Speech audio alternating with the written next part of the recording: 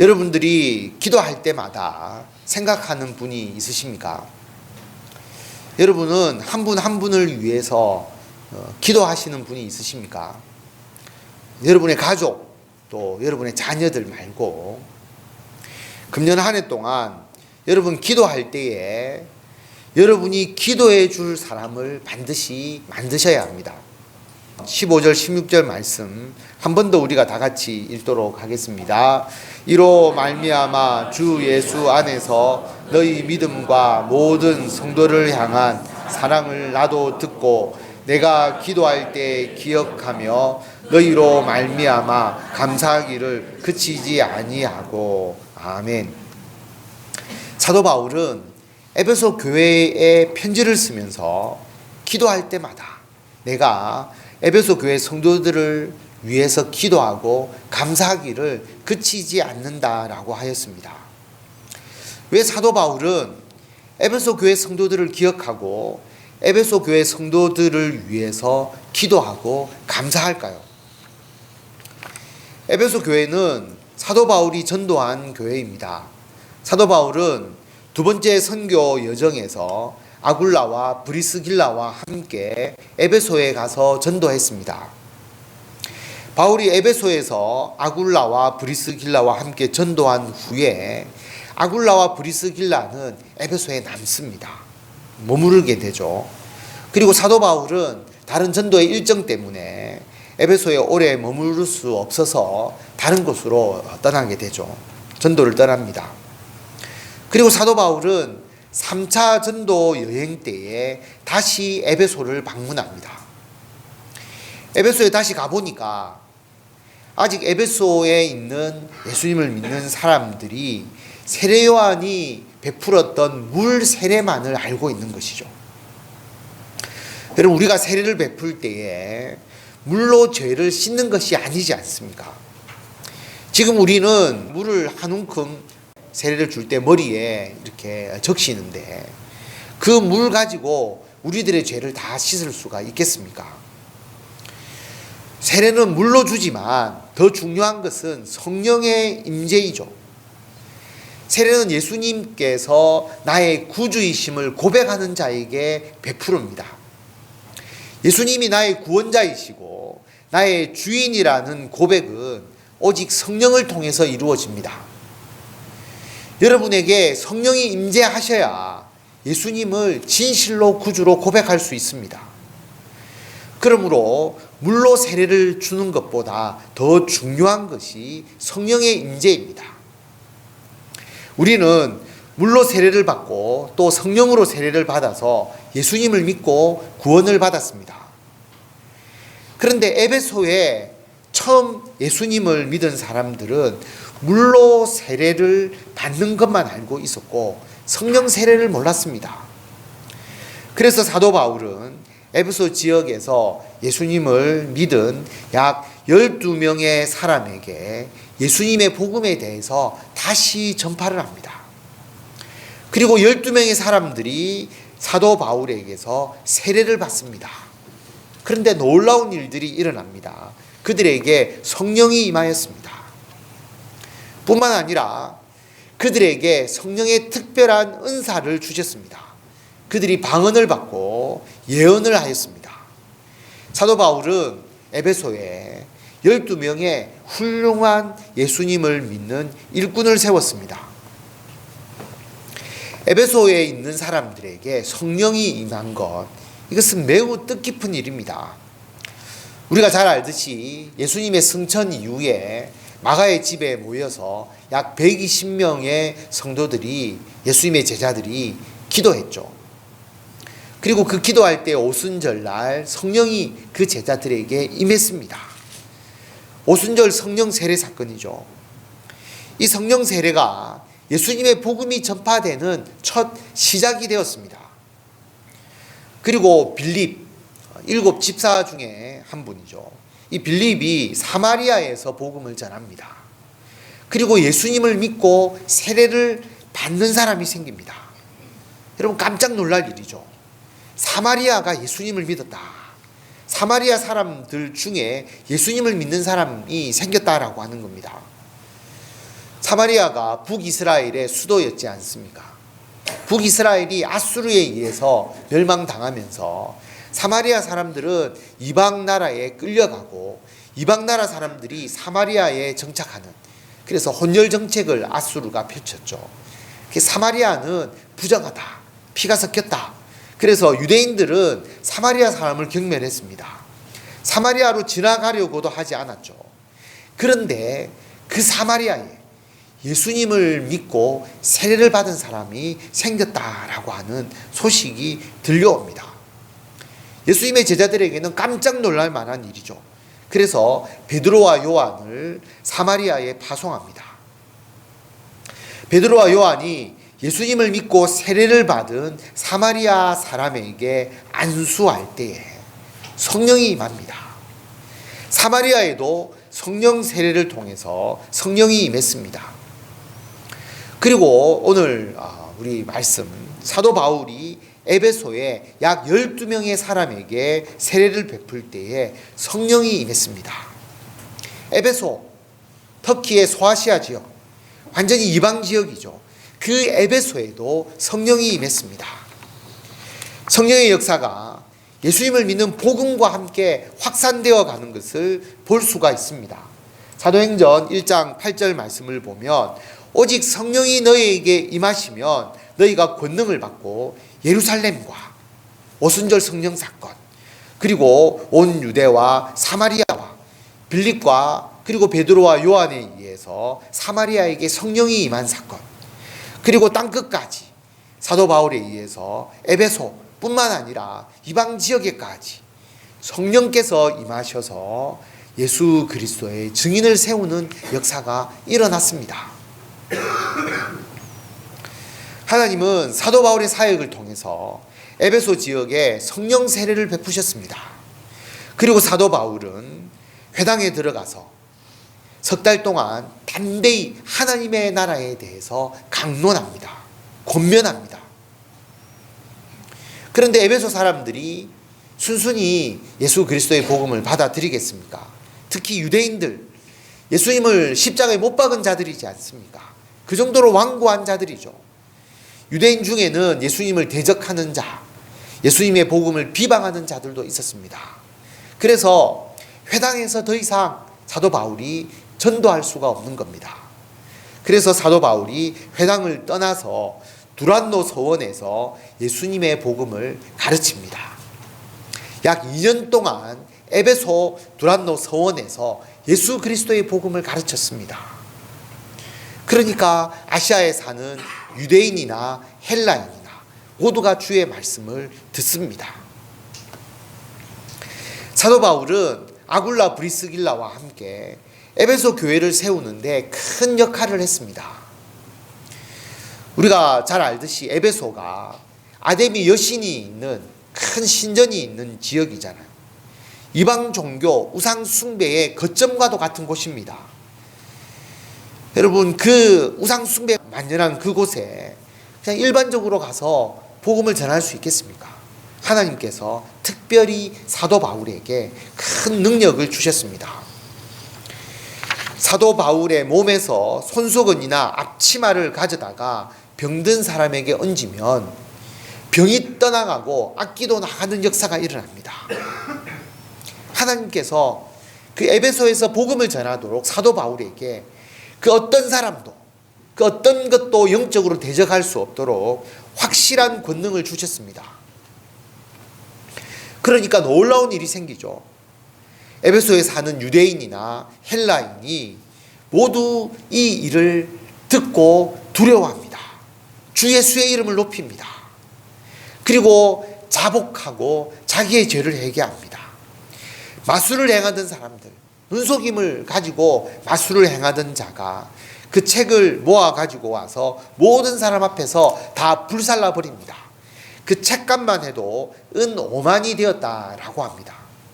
그래서 하나님의 말씀, 예수 그리스도의 복음이 힘을 얻고 전파되는 그 역사가 일어난 곳이 바로 에베소입니다. 물론 좋은 일만 있었던 것은 아니죠. 더메드리오라고 하는 은장색, 은으로 세공하는 자죠. 그런데 아데미 여신상을 만들어서 돈을 벌던 사람입니다. 그런데 사도 바울이 복음을 전하니까 자기가 판매하는 아데미 신상 영업에 큰 지장이 생기게 된 것이죠. 그래서 선동을 합니다. 이 사도 바울이 사람이 만든 것은 신이 아니다. 그렇게 전파하기 때문에 우리들의 이 풍족한 생활에 기반이 되는 생업이 다 망하게 되었다. 우리만 망하는 것이 아니라 아데미 신전도 무시당했다. 온 천하와 그리고 이 온 아시아가 위하는 그의 위엄이 떨어질 게 뻔하다. 그러면 우리 다 먹고 살 수 없다. 그렇게 선동을 했죠. 쉽게 말하면 복음이고 뭐고 간에 우리 밥벌이가 중요하다. 그렇게 선동한 것입니다. 그러니까 에베소 사람들이 그 데메드리오의 선동에 미혹되어 가지고 모여서 크게 소리를 지르면서 쉽게 말하면 데모한 것이죠. 2시간 동안 모여서 외칩니다. 크다 에베소 사람의 아데미여 라고 외친 것이죠. 사도 바울과 함께 했던 사람들이 붙잡혀서 큰 봉변을 당할 뻔했고요. 그런데 서기장이 중재해서 그 사건이 잘 마무리가 됩니다. 여러분, 이렇게 고초를 당하면서 한 2년 3개월 동안 머물면서 복음을 전했던 곳이 바로 에베소 교회입니다. 사도 바울이 기도할 때마다 이 에베소 교회를 위해서 기도할 수밖에 없습니다. 제가 남노예 동부시찰, 우리 교단이 속한 동부시찰의 시찰장을 할 때에 목사님 장로님들과 일본 삿포로에 여행을 간 적이 있습니다. 2018년도죠. 재작년이네요. 그러니까 선교를 하러 간 것이 아니고요. 선교의 체험이라고 할까요? 선교 여행입니다. 선교사님 만나서 선교에 대해서 이야기를 듣고 또 그 선교사님과 함께 또 여러 군데를 돌면서 그렇게 선교에 대해서 간접 체험하는 것이죠. 그래서 우리 동부시찰의 장로님 또 목사님들 같이 갔고요. 3박 4일 일정 동안 일본의 그 박영기 선교사님께서 동행하시면서 선교 이야기도 많이 해주시고 그 교회에 가서 우리가 예배를 드리기도 했습니다. 보통은 선교를 하면 우리나라에서 목사 한 수를 받으신 분이 선교를 하러 가잖아요. 그런데 박영기 선교사님은 일본 선교를 하려고 일본에서 다시 신학을 하시고 다시 거기서 목사 한 수를 정식으로 받으셨습니다. 일본 노예에 정식으로 속해 있는, 그래서 완전히 일본에서 사역을 하실 수 있도록 그렇게 본인이 준비를 하셨죠. 선교의 열정이 대단하신 분이십니다. 그 선교의 현장을 보고 선교 이야기를 듣고 함께 하신 목사님, 장로님들이 또 뜻을 모아서 선교 헌금도 드리고, 어떤 분은 그 말씀과 그 선교 현장에 너무 큰 은혜를 받고 작정을 하시고 나중에 1,000만 원을 그 선교사님에게 헌금하시기도 하셨습니다. 저는 박윤기 선교사님을 그 이후에 부산에서 한 번 더 만났죠. 그런데 그 후 3개월 후에 삿포로 대지진이 일어났습니다. 일본 삿포로에 지진이 일어나니까 맨 처음 떠오르는 사람이 누구겠습니까? 당연히 박영기 선교사님, 그리고 신 삿포로 성서교회이죠. 제가 카톡을 보냈습니다. 목사님, 지진 피해가 없으신지요? 어려운 상황에 참 교회가 그 지역에 힘이 되도록 기도합니다. 그런데 목사님께서 답변이 왔습니다. 교회는 큰 피해는 없고, 그러나 정전이 되고 단수 상태가 계속 지속되고 있다. 상점도 오픈하지 않았기 때문에 일상생활에 어려움을 겪는 성도들과 주민들이 많다. 그런데 교회를 통해서 서로 돕고 사는 것, 그리고 심플 라이프, 아주 간단하게, 그동안 많은 것이 있었지만 지진을 통해서 물건이 공급되지 않으니까 정말 심플 라이프를 배우고 있습니다. 그러면서 우리들을 오히려 축복해 주시더라고요. 그 박영기 선교사님은 우리 주보에 매주일 기도 제목에 들어가 있고 우리가 함께 매주일마다 기도합니다. 우리가 기도하는 분이죠. 성도 여러분, 3박 4일을 함께 했는데 어려움이 생기자 그 교회가 생각나고 그 교회를 위해서 기도하게 되었습니다. 그런데 사도 바울은 에베소에 직접 전도를 해서 교회 주춧돌을 세웠습니다. 2년 3개월을 에베소에 머물렀습니다. 그런데 어떻게 에베소 교회를 기억하고 에베소 교회를 위해서 기도하지 않을 수가 있겠습니까? 우리가 기도할 때마다 기억하고 기도해 주는 사람, 기도해 주는 교회가 있도록 하는 것이 금년도의 표입니다. 많은 분들을 위해서 우리가 선교 헌금도 하고 기도합니다.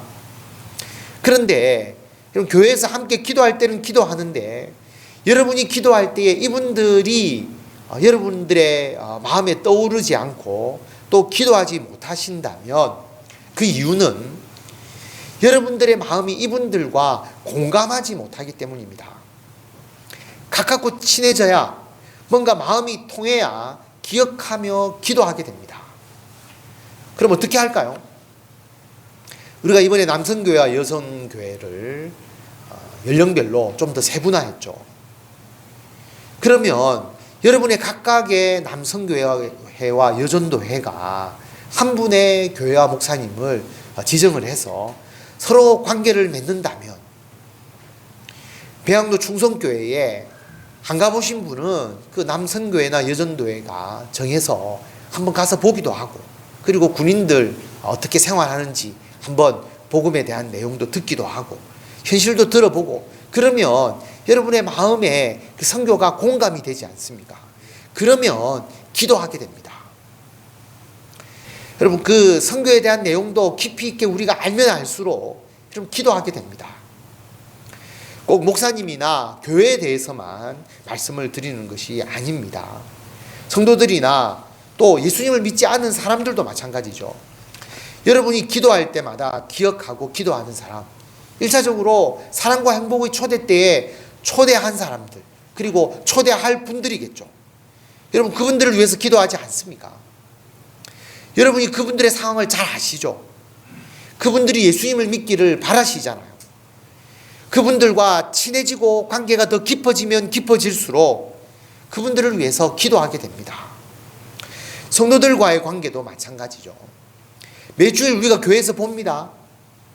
그러나 깊이 있게 성도들을 알지 못하면, 깊이 있는 부분까지 알지 못하면 기도하지 못합니다.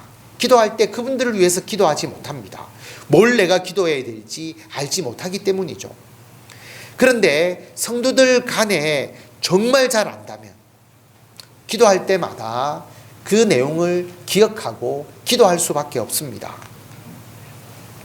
금년도에 남여전도회, 우리 교회는 숫자가 작아서 크게 1, 2로 나누다가 연령별로 구분을 하니까 제일 많이 들은 말이 뭐냐 하면, 박사님 숫자도 몇 명 안 되는데 왜 자꾸 나누십니까? 너무 숫자가 적습니다. 그렇게 이야기를 하더라고요. 그래서 제가 이런 생각이 들었습니다. 도대체 얼마나 많은 분을 알고 싶어서 숫자가 많이 모아야만이 한 여전도회와 남성교회가 되는지 궁금했습니다. 숫자가 많으면 뭐 더 좋으신 게 있으신가요? 수가 적더라도 그분들끼리는 정말 친하고 서로 기억하며 기도하고 감사하는 사람이 되셔야 합니다. 그냥 눈인사를 하는 정도가 아니라 같이 계속 만나고 연락하고 교제하면 서로가 어려운 부분이 무엇인지 알게 되고, 기도할 내용을 발견하게 되고, 기도할 때마다 기억하고 기도하게 됩니다. 우리가 이뿐만 아니라 사랑과 행복의 초대를 위해서, 전도를 위해서 기도하는 그분들을 위해서도 우리가 기도하면서 그렇게 해 나가야 하는 것이죠. 그래서 금년 한 해 여러분이 기도할 때마다 기억하고 기도하시는 분들을 꼭 만드셔야 합니다. 한두 분 갖고 안 되고요. 한 7분 정도는 만드시도록 여러분 기도하시고, 그래서 그분들과 관계를 맺으셔서 여러분이 기도할 때마다 기도하는 그런 귀한 사랑을 실천하시는 성도 여러분이 되시기를 바랍니다. 그런데 이번 표현은 이 의미만 있는 것이 아닙니다. 다른 사람이 기도할 때에, 다른 사람이 기도할 때마다 여러분을 기억하고 기도하고 감사하도록 만드시는 것이 목표입니다. 사도행전 9장에 보면 요빠라고 하는 곳에 다비다라고 하는 여제자가 있었습니다. 여제자라고 하면 당연히 예수님을 믿는 사람이겠죠. 도르가라고도 하는 사람입니다. 이 사람이 선행과 구제하는 일을 굉장히 많이 했습니다.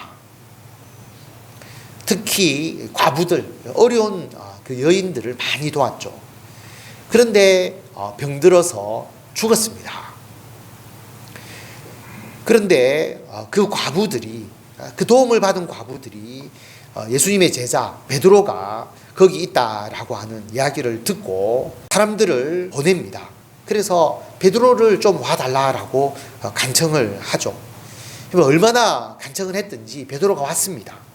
가보니까 그 도움을 받았던 모든 과부들이 그 베드로 곁에 서서 웁니다. 그리고 도르가가 그들에게 베풀어 주었던 그 은혜, 지어 주었던 옷, 속옷, 그다음에 겉옷, 이것을 다 보이면서 얼마나 자기를 위해서 헌신했는지를 그 과부들이 울면서 그 도르가의 죽음을 애통해하는 것입니다. 아마도 젊은 나이에 병이 들어서 죽었기 때문이 아니겠나라고 생각해 볼 수 있죠. 여러분, 이미 죽었습니다. 아무리 베드로라고 할지라도 베드로가 뭘 할 수 있겠습니까? 그런데 그 도르가의 죽음 앞에서 그 과부들이 너무나 슬퍼하고 애통해하고 아쉬워하고 마음 아파하는 마음을 보니까 베드로가 그 도르가를 위해서 기도한 겁니다. 베드로가 자기의 능력을 과시하려고 한 것도 아니고요. 아마 자기가 살릴 수 있다고 생각지도 않았을 것입니다. 그런데 베드로가 사람을 다 내보내고 무릎을 꿇고 기도합니다. 그리고 시체를 향하여서 다비다야 일어나라 라고 말합니다. 그런데 그 죽은 다비다, 도르가가 살아나는 역사가 일어나게 됩니다. 우리가 사랑을 베풀면 그들은 기도할 때마다 우리를 기억하고 우리를 위해서 기도합니다. 그 기도의 힘이 우리가 어려울 때에 우리에게 힘이 됩니다. 그들이 기도의 능력이 있는 자가 아니라 할지라도 여러분 그게 가능합니다. 왜냐하면 그들이 우리를 위해서 마음 아파하고 그들이 우리를 위해서 함께 기뻐할 수 있는 그 마음이 있다면 그 마음이 모여져서 큰 힘이 되고 능력이 되기 때문입니다. 우리가 슬픔에 잠길 때에 우리와 함께 진심으로 울어주는 자가 있다면, 우리가 기쁠 때에 우리와 함께 진심으로 기뻐해 주는 자가 있다면, 우리가 기도할 때에 함께 기도해 주는 자가 있다면 우리의 삶에 놀라운 능력이 일어납니다. 금년 한 해 동안 여러분이 기도할 때마다 기억하며 기도하는 분을 만드시기 바랍니다. 또 다른 분들이 기도할 때 다른 분들이 늘 우리를 기억하고 우리를 위해서 기도하도록 우리들에게 마음을 나타낼 수 있도록 하는 그런 분을 만드시는 성도 여러분이 되시기를 바랍니다. 이로 인해서 하나님의 놀라우신 사랑과 은총을 풍성하게 넘치도록 받으시고 그 받은 것을 서로가 나누어서 기쁨과 행복이 몇 배나 더해지는 은총을 받으시는 성도 여러분이 되시기를 바랍니다.